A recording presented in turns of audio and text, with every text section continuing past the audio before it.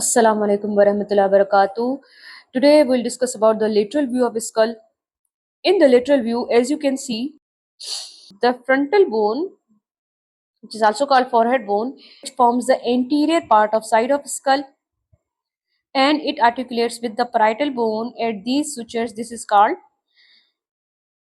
coronal suture. And two parietal bone which forms the side of the skull. Both of these parietal bones articulate with each other at this central suture. This central suture is called sagittal suture.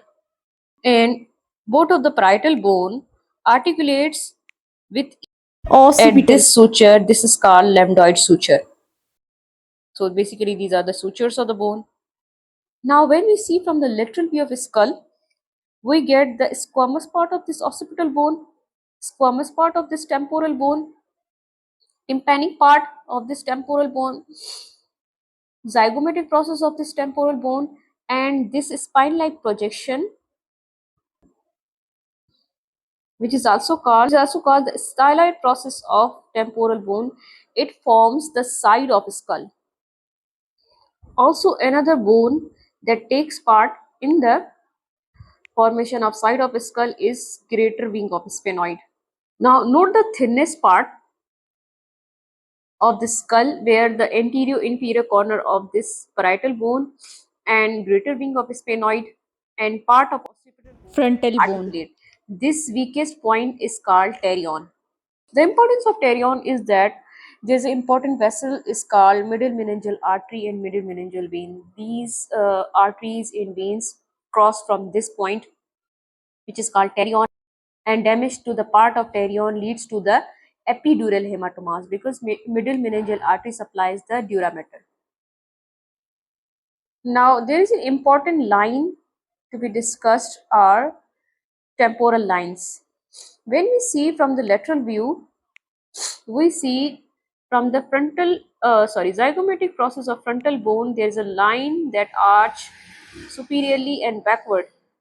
This line are called, there are two lines, these two lines are called superior and inferior temporal line. So just below the inferior temporal line, this part is called temporal fossa. Now when I remove this mandible, we see a clear structure. And when we see from below, we see an important part of sphenoid bone that is called the infratemporal crest.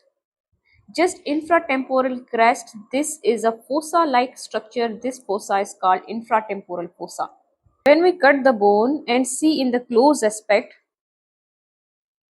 we see very important point of this sphenoid bone or important part of this sphenoid bone. This important point is called pterygoid process. And this bone is called maxillary bone. Now between the pterygoid process of this sphenoid bone and uh, maxillary bone, there is a vertical opening. Now this vertical opening is called pterygomaxillary fissure. Now just below this pterygomaxillary fissure, there is a fossa.